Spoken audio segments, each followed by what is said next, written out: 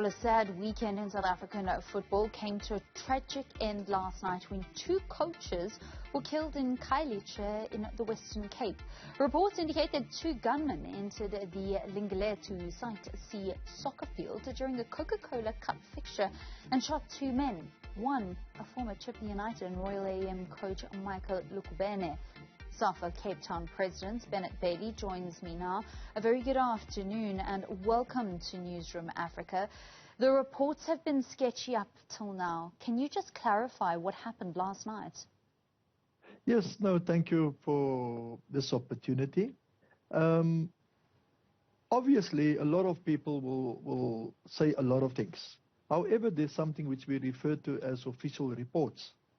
Now, our report from the referee side, that's where we start, because the referee reports on the game and then there's a local convener. So we have both reports. The first report from the referee is that nothing happened during the game. They were in the cloakrooms, they were getting dressed, and they were just having a casual chat when they heard the gunshots. So according to the referee, nothing happened during the game or after the game. So everything was finished with it. In terms of football, when you leave the field, it is finished. That is over. So nothing happened during the game. This incident happened after the game, after a lot of people left already. And therefore, even the convener left already. And he turned back. Tulani Njede. He turned back. The vice president, Namondi Lakana, already left the premises. And she also turned back when she heard the gunshots and she heard that someone was shot on the field.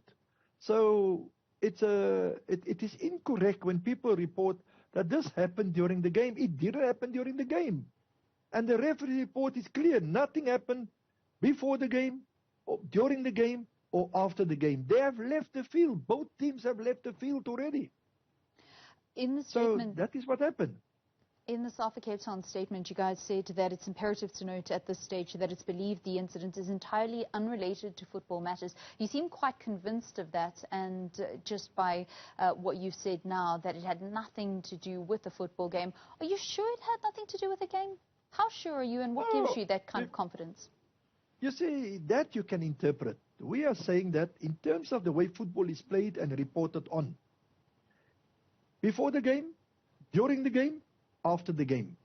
When you leave the field and nothing has happened, when something happens after that, after teams come from the dressing room, now they're on their way home, nothing happened, that is what our summation is. When we say that, it's got nothing to do with, that is unrelated, to use the exact words, to football matters. That is what we are saying. But it did happen at the field. It happened at the field. A lot of people get killed on the football field. Do you say it is now football related? Or they get killed where in a shopping center? Do you relate that to a shopping incident?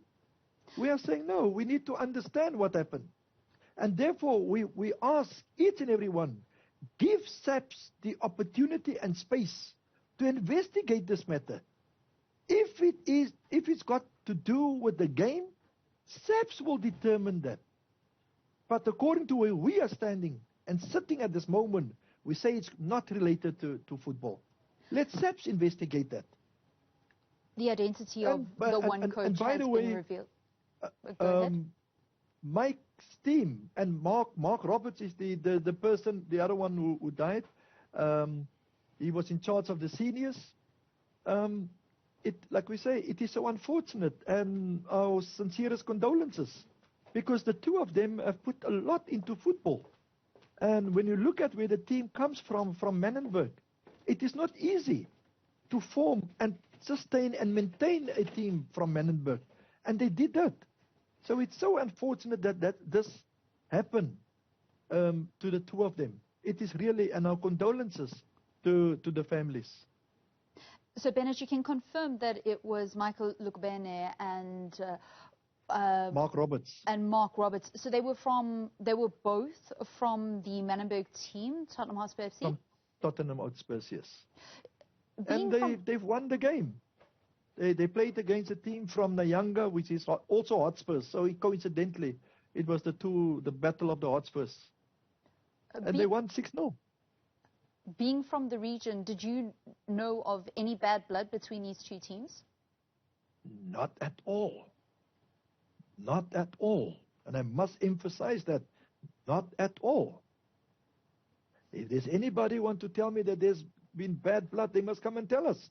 And they must take that to SAPS. How far is the investigation at the moment? We don't know. It is what SAPS. That is what SAPS. That's maybe a question you should direct to SAPS. From our side, what we are saying is that tonight we're having a president's meeting of the LFAs. And this is not the first time that we meet around matters of protocol and security. We do have a cluster, which all the various committees, they serve on.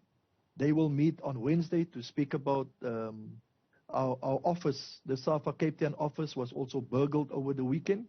So they will be discussing that. They'll be discussing the shooting incident. They'll be discussing as to how we can improve our security. They'll be discussing the medical support at our games and protocols at our games. So they will be meeting on Wednesday, that whole cluster. Tonight, the presidents of the 35 LFAs will meet also to discuss this, how we can up our game and to create a safer environment for sport people to be played, to play. We cannot say a child in sport is a child out of court. And then we have these type of incidences also. Irrespective if it's after the game, it does impact.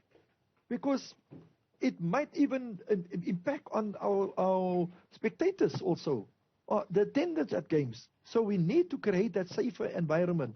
So this is where we're going to have our relationship, which we're already having, just going to strengthen that with SAPS, where they must factor us into the game. I know in certain communities, especially the LFA where I'm from, there's a very strong relationship. This weekend we had 3 police vans periodically coming to visit the facility. So those relationships exist. It must just be strengthened, and they must be made aware that besides us having all of this, we still have those other elements, finding the way to the field. So, and also, like I said, the president of the LFA was present, the vice president of the region was also Bennett, the vice chair. Is football safe in South Africa? On Friday, there were horrible scenes in KwaZulu-Natal. Talk to me about that. What was so horrible about that? The ugly scenes at the Harry Gwala Stadium. There were gunshots that were fired at the ABC Motsepe League semi-finals after the match between Msinga and Orbit College. How was it fired? There were gunshots that were fired. Yes, no gunshots. How was it fired? Complete the sentence. Because gunshots were fired in the air. So the fact that we have guns at football is because you must never allude to that football is not safe. Football is safe.